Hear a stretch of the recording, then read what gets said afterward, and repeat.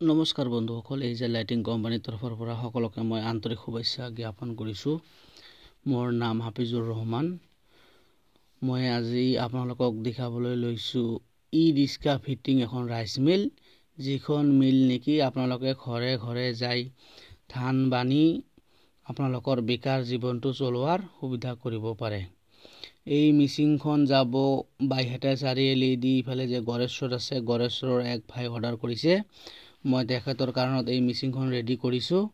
এইখন মই ই rickshaw fitting মই গাড়ীত ফিটিং কৰিছোঁ। ইয়াতে আমাৰ 20 HP ডিজেল ইঞ্জিন লগোৱা হৈছে চিফং কোম্পানীৰ, যিটো ইঞ্জিনৰ ওজন নেকি 200 কেজি। আৰু ইয়াতে হোলাৰ লগোৱা হৈছে 8 নম্বৰ হোলাৰ, যিখন হোলাৰত নেকি চাউল চাৰি ফ্ৰেছ হৈ ওলাই আহে। কোনো তাতে চাউলৰ লগত তুষ বা কুৰা নাথাকে। একেবাৰে ডাইৰেক্ট ধান বনোৱাৰ পিছত আপোনালোকে ডাইৰেক্ট ভাত ৰান্ধিব পাৰে। গতিকে মোৰ ভিডিঅ' আপোনালোকৰ ওচৰত বহুত কেইটাই দাঙি ধৰিছোঁ।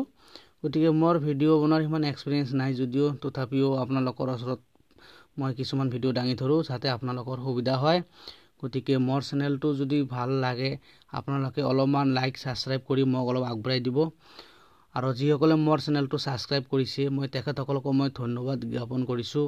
আৰু যিসকলে মোৰ চেনেলটো ছাবস্ক্ৰাইব কৰা নাই তেখেতসকলক মই মোৰ চেনেলটো ছাবস্ক্ৰাইব কৰিবলৈ অনুৰোধ জনাইছোঁ। এয়া চাওক, তেখেতসকলে মালটো নিবলৈ আহিছে, মই গাড়ীত উঠাই দিম। অলৰেডি আমাৰ গাড়ীখন গৈছে, চাওক। এয়া চাওক, গাড়ীখন আমি উঠাই দিম। সিহঁতে এখন গাড়ী লৈ আহিছে। গাড়ীখনত আমাৰ এই বেটাৰী কাৰ ফিটিং কৰা যিখন ৰাইচ মিল আছে সেইখন আমাৰ কমপ্লিট হৈছে। সেইখন আমি তেখেতৰ গাড়ীত উঠাই দিম। গতিকে মানুহবিলাক আহিছে গাড়ীখন উঠাই দিবলৈ। গাড়ীখন আমাৰ ফিটিং আমাৰ কমপ্লিট হৈ গৈছে। এই মিচিংখনৰ এটাই গুণ ভাল, একফালেদি তুক আহে, একফালেদি কুৰা আহে আৰু একফালেদি চাউল ফ্ৰেছ চাউল ওলাই আহে। এই 8 নম্বৰ হোলাৰখনত প্ৰতি ঘণ্টাত আপোনালোকে 12 পৰা 15 মন ধান বানিব পাৰিব। প্ৰতি ঘণ্টাত ডিজেল খাব আপোনাৰ 1 পৰা 1.5 লিটাৰ। 1 পৰা 1.5 লিটাৰ ডিজেলত আপোনালোকে 12 পৰা 15 মন ধান বানিব পাৰিব। মই নিজে প্ৰেক্টিকেল কৰিছোঁ। গতিকে আপোনালোকো আহিব, আহি নিজে প্ৰেক্টিকেল কৰি মিচিং লৈ যাব। প্ৰায় কোম্পানীয়ে কিছুমান চাইনা মেচিন আছে, সিহঁতে মিলাবই নোৱাৰে, এনে মেচিনগিলা দি মানুহবিলাক হাৰাশাস্তি কৰে। আমাৰ যিগিলা মেচিন হয়, আমাৰ অৰ্ডাৰ দিয়াৰ পিছত অৰ্ডাৰ লৈ বনোৱা হয়, আৰু যিদিনা আমি মেচিন ডেলিভাৰী দিম সিদিনা আমি প্ৰেক্টিকেল কৰাই তেখেতৰ ওচৰত মেচিনখন আমি তেখেতক ডেলিভাৰী দিম। গতিকে সি নিজে ধান বানি আমাৰ পৰা লৈ যাব, চাব চাউল কেনেকুৱা হয়। গতিকে এই মেচিনগিলা আপোনালোকে ঘৰতে বহি অৰ্ডাৰ কৰিব পাৰে। অৰ্ডাৰ কৰাৰ এসপ্তাহ বা 10 দিন পিছত মেচিনগিলা ডেলিভাৰী দিয়া হয়। আমাৰ তাতে 3টা কোৱালিটিৰ মেচিন আছে। এটা হ'ল ইণ্ডিয়ান শ্ৰীধৰ 8 নম্বৰ হোলাৰ, যিটো হোলাৰ এনেকৈ চাউল চাৰি ফ্ৰেছ হৈ ওলাই আহে। সেইখনো আমাৰ ই ৰিক্সা ফিটিং হয়, বা এনে ই ৰিক্সা ফিটিং নোহোৱাকৈও ল'ব পাৰে। আৰু এখন হয় আমাৰ, আৰু এখন আছে আমাৰ ওস্তাদ জেড প্লাছ 8 নম্বৰ হোলাৰ, যিখন হোলাৰত নেকি ভিতৰত পাথৰ আছে, চেল আছে, সেইখনো ল'ব পাৰে। আৰু এটা আছে নৰ্মেল ওস্তাদ, নৰ্মেল যিগিলা মিল আছে সেইখনো আমাৰ চেল বেঞ্জিন হৈ আমাৰ সবগিলা তিনিওখানে মেচিনে এনেকৈ চেল বেঞ্জিন হৈ ফিটিং হয়।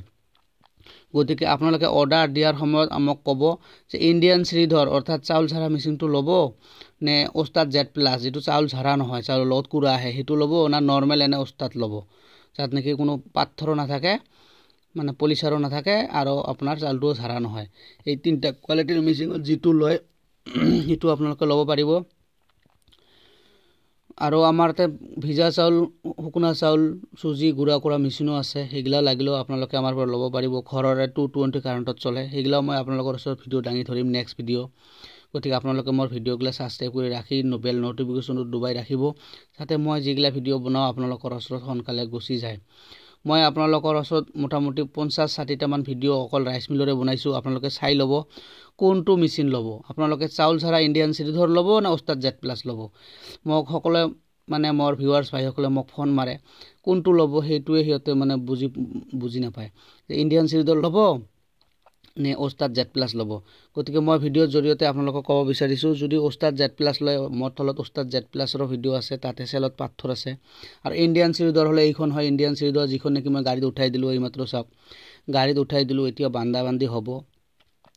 মই ডাইৰেক্ট লাইভ ডেমো হিচাপে ভিডিও দিছোঁ বহুতে মানে অৰ্ডাৰ কৰাত ভয় কৰে যে আমি অৰ্ডাৰ কৰি দিম মিচিংগিলা আমাক দিয়ে না নাই এই গড়েশ্বৰৰ এক ভাই অৰ্ডাৰ কৰিছে তেখেতৰ মিচিংখন মই ৰেডি কৰিছোঁ ইয়া আমি গাড়ীত উঠাই দিলোঁ গতিকে আপোনালোকে নিশ্চিন্তে ঘৰতে বহি কনফাৰ্ম অৰ্ডাৰ কৰিব পাৰে আৰু প্ৰায় ভিডিঅ'ত মোৰ ফটো আছে আপোনালোকে গমেই পায় মোক দেখাই পায় গতিকে মোৰ কোনো এখন মেচিনো আজিলৈ মোৰ কোনো কমপ্লেইন নাই আৰু এই মেচিনগিলা একচুৱেলি ৰিয়েলি মই আপোনালোকৰ ওচৰত দাঙি ধৰিছোঁ অসমবাসী ৰাইজ বা বেকাৰ যুৱক ভাইসকলৰ ওচৰত দাঙি ধৰিছোঁ তেখেতসকলে যাতে বেকাৰ নাথাকি এই ধৰণৰ এখন মেচিন লৈ ঘৰে ঘৰে ধান বানি ফুৰিব পাৰিব মিনিমাম দিনত 2 পৰা 3000 টকা কনফাৰ্ম ইনকাম হ'ব মই নিজে প্ৰেক্টিকেল কৰিছোঁ মই নিজে সাকসেস হৈছোঁ সেই কাৰণ মই এই মোৰ ভিডিঅ'গিলা আপোনালোকৰ ওচৰত দাঙি ধৰোঁ যে আপোনালোকে বিদেশত অনাই বনাই নহৰি বা বিদেশত চাকৰিৰ কাৰণত নহৰি বা বহুত কষ্ট কৰি কাম কৰাৰ এইটো ফালৰ পৰা নকৰি আপোনালোকে যদি এনেকুৱা এখন ৰাইস মিল লৈ ঘৰে ঘৰে যাই ধান বানে আপোনালোকৰ বেকাৰ জীৱন 100% সাকসেস হ'ব আৰু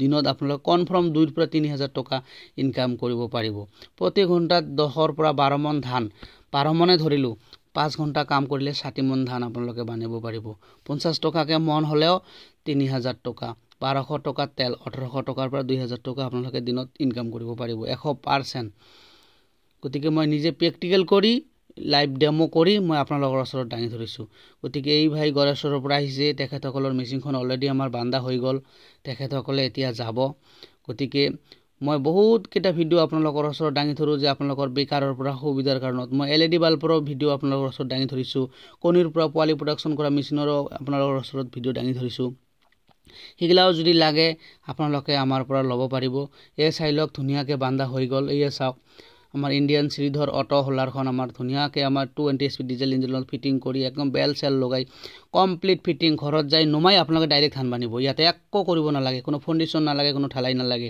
বা কোনো ট্ৰান্সফৰ্মাৰ নালাগে বা কোনো কমাৰ্শিয়াল কানেকশন নালাগে বা অফিচৰ এটা কমাৰ্শিয়াল কানেকশন কৰিবলৈ হলে 4-5 লাখ টকাৰ কমত এখন ৰাইস মিল নহয় এটা ট্ৰান্সফৰ্মাৰ ললে 2.5 লাখ টকা লাগি যায় আৰু আপোনাৰ অফিচৰ কানেকশন কৰিলে 60-70 টকা লাগি যায় কাৰেণ্টৰ বিল ইমান ইয়াৰ একো দৰকাৰ নাই ডাইৰেক্ট মিচিং ললে হল ইয়া চাওক আমি তেখেতক বিদায় দিলো এখন মিচিং ফিটিং হৈ গল গতিকে মোৰ ভিডিও বনাৰ ইমান এক্সপেৰিয়েন্স নাই তথাপিও আজি আপোনাৰ ওচৰত ভিডিও দাঙি ধৰিছো মোৰ ভিডিওগলা যদি ভাল লাগে ভিউয়াৰ্স ভাইসকলে লাইক কৰি সাবস্ক্ৰাইব কৰি মোক অলপ আগবঢ়া লৈ যোৱাৰ সুযোগ প্ৰদান কৰিব ধন্যবাদ